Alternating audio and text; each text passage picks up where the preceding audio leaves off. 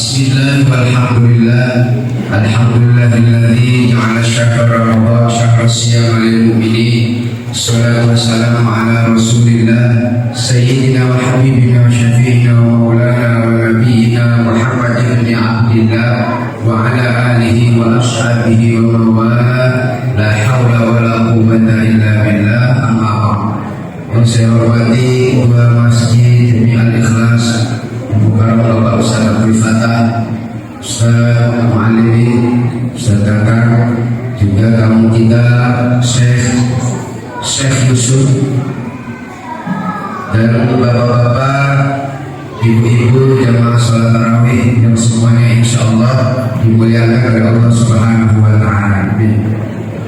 Pertama-tama marilah kita bersyukur kehadiran Allah karena pada malam hari ini kita masih diberikan nikmat sehat walafiat, nikmat panjang umur, nikmat iman, Islam dan ihsan, sehingga kita dapat berkumpul bersama-sama di Masjid Al-Ikhlas yang mulia ini dalam rangka menunaikan salah satu kewajiban kita, yaitu sholat isya berjamaah dilanjutkan dengan sholat tarawih. Mudah-mudahan langkah kita, niat kita dari rumah menuju Masjid Al-Ikhlas yang mulia ini senantiasa Allah selalu memberikan rahmat, barokah dan nafirah serta ridho buat kita semua. Amin ya Allah ya Rabbal alamin. Salawat berikan salam marilah kita sanjungkan, semoga Allah limpahkan dan curahkan kepada junjungan alam baginda Nabi besar kita Muhammad sallallahu alaihi wasallam, pemimpin umat, membawa amanat yang tak pernah hilang dari dunia sampai akhirat, dan mudah-mudahan kita selaku umatnya insya Allah mendapatkan syafaatul usmanya beliau nanti di yaumil akhir. Amin amin ya Allah ya Rabbal alamin. Sedikit pengumuman atau himbauan bahwasanya dakwah saya ini sekarang sudah masuk YouTube. Silakan nanti habis taraweh buka HP-nya, klik Ustadz Gunawan Official. Itu ada di Facebook dan Instagram, juga YouTube. Untuk TikTok dan selainnya menyusul. Tujuannya supaya dakwah saya ini meluas. Saya sudah ada tim kameramen saya, tim saya. Jadi supaya manajemen dakwah ini dan tujuan dakwah jangkauannya lebih luas lagi. Itu saja sekedar pengumuman. Bapak-bapak, ibu-ibu jamaah sholat isya dan sholat tarawih yang saya hormati, Rasulullah Shallallahu Alaihi Wasallam bersabda, "Anna Nabiya Shallallahu Alaihi Wasallam kana yusalli fi syahri Ramadan fi ghairi jama'atin ashrina raka'atan wal witr." Sesungguhnya Nabi Muhammad SAW sholat di malam hari di bulan Ramadan. Ini maksudnya sholat tarawih. Cuman bedanya Nabi itu sholatnya fi ghairi jama'atin, sholat sendirian, nggak kayak kita nih Pak berjamaah. Ishrina raka'atan 20 rakaat wal witr, dan ditambah sholat witir. Apa nih sholat tarawih mulai berjamaah seperti ini? Ini adalah pendapatnya dan ijtihadnya Amirul Mukminin Umar bin Khattab. Beliau memandang penting, memandang perlu daripada kita habis buka puasa ngomong pelangap di rumah, mendingan kita pergi ke masjid bareng-bareng, kita sholat berjamaah sholat isya dilanjutkan dengan sholat tarawih. Kalau ada yang ngomong Ustaz sholat tarawih kan hukumnya sunnah, yang wajib puasa, betul. Tapi amalan ibadah sunnah yang dilakukan di bulan suci Ramadan berpahala wajib. Apalagi amalan ibadah wajib berpahala wajibul wajib. Ini yang perlu kita ketahui. Kemudian orang yang sholat tarawih kan kapan niatnya macam-macam modelnya. Ada yang sholat tarawih niatnya nyolong sendal, ada. Kita ketahui. Kemudian orang yang sholat tarawih kan kapan niatnya macam-macam modelnya. Ada yang sholat tarawih niatnya nyolong sendal, ada. Saya 2 kali sendal saya hilang, Pak. Habis ceramah hilang, habis khotbah Jumat hilang juga sendal saya. Makanya saya minta diselamatin sendal saya sama panitia, sama pengurus DKM. Habis hilang dulu.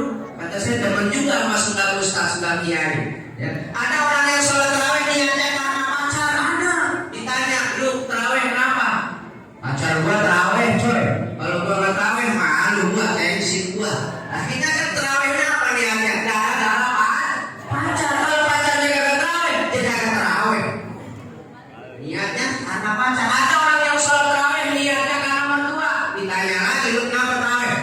mertua gua di jalan duluan terawih. Masa gua mantunya nggak terawih, agak enak gua. Gitu. Berarti terawihnya kalau mertua, kalau mertuanya nggak terawih, jangan terawih. Ada orang yang sholat terawih, lihat jadwal imamnya siapa yang bacaannya cepat. Kalau yang bacaannya cepat, gua mau. Kalau yang lama, males gua. Apalagi anak muda, malam minggu terawih, imam bacaannya waktu lama. Ya, apa kelana gua? Ya pacar gua lama nungguin gua. Gua mau ngapel kan? Nah ini, ya makanya luruskan niat kita.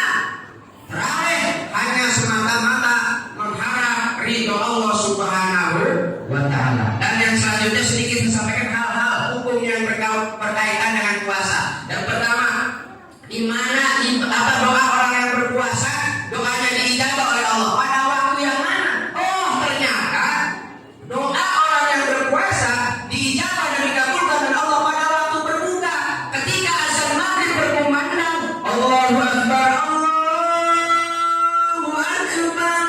Biasanya kita langsung baca doa buka puasa Pak ya. Ya Bu, Allahumma laka syukur wa bika amantu wa ala rizqika aftartu. Ini mah doa buka puasa kelar kolak udah sampai di mulut. Nafsu dulu banyak dari itu. La ilaha illallah. Di situ setelah baca buka puasa, doa buka puasa, langsung ayo panjatkan minta sama Allah apa yang kita minta. Yang jodoh, minta jodoh sama Allah biar kagak jodoh.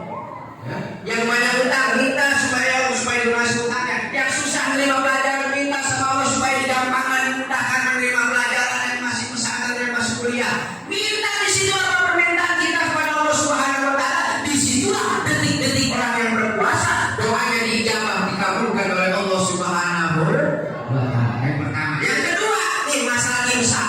Ini adalah jariah khusyuk, kesalahan yang berulang-ulang setiap tahun. Kita biasanya kalau ada rumah imsak udah kalau mulai lagi makan minum merokok. Salah.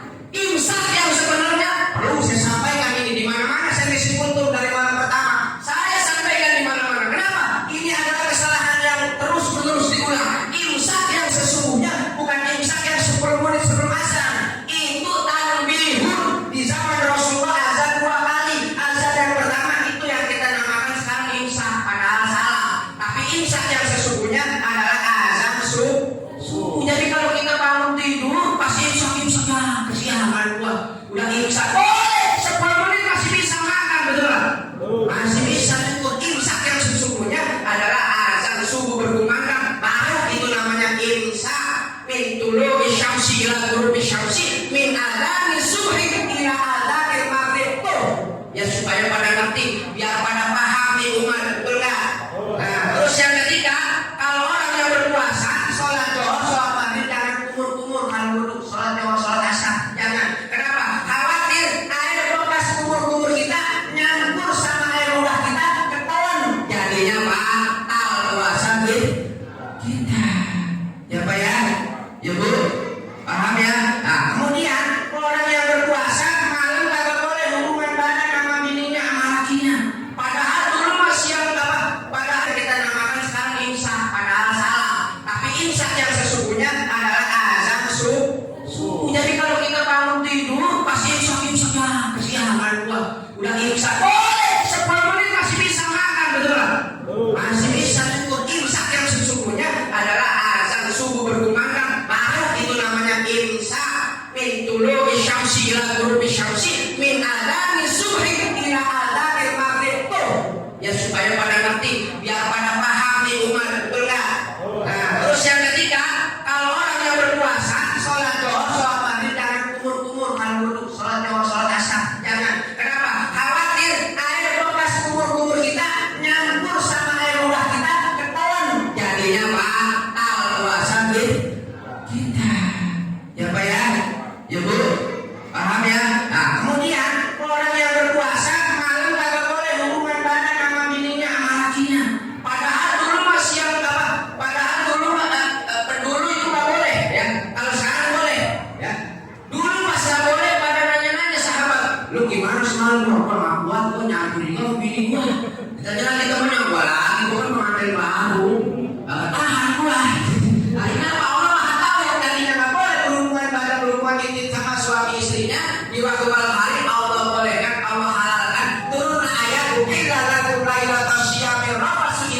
nisaikum hunna libasul lakum wa antum libasul lahun. Boleh kalau malam kita berhubungan intim sama istri kita, sama suami kita Bu ya. Cuma ente jangan kebangetan habis maghrib ente langsung tancap, gila ente. Minimal habis raweh itu kalau bisa ada dulu 5 juz 10 juz mah. Lah kapan begitu aja Ustaz?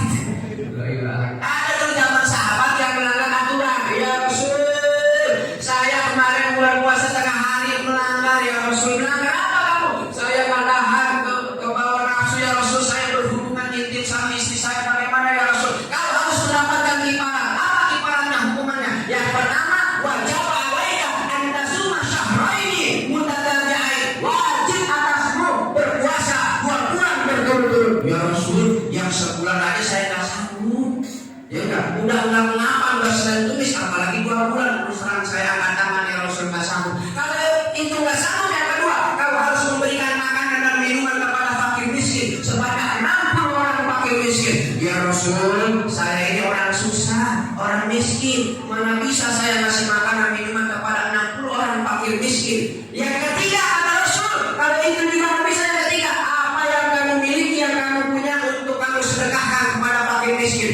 Kan tadi saya udah bilang ya Rasul, saya ini orang susah, orang miskin, jadi nggak ada yang saya miliki, yang saya punya untuk disedekahin. Rasul bingung, akhirnya manggil istrinya. Ta'aliyah ya Humairah, wahai yang kemerah-merahan Aisyah, istriku tercinta. Sini dipanggil tuh Aisyah sama Rasul. Ada apa ya Rasul? Lebaran ya Rasul. Ada makanan apa di rumah kita? Cuma ada korma ya Rasul. Ambil korma itu, diambil. Lalu Rasul ambil korma itu dari Aisyah, lalu diberikan kepada orang itu tadi, sambil Rasul mengatakan, kau berikan kurma ini, kau sedekahkan kepada orang yang paling miskin di kampung kamu. Apa jawaban orang tadi ya Rasul? Di kampung saya cuma saya doang yang paling miskin, yang paling susah. Rasul istighfar, astagfirullahaladzim. Ya sudah, ini korma buat kamu, buat keluarga kamu. Saya doakan supaya Allah mengampuni dosa-dosa kamu. Ini orang kebangetan banget. Rasul ngomong dalam hatinya, ini orang kebangetan, kelewatan banget, udah susah pakai ngelanggar aturan lagi.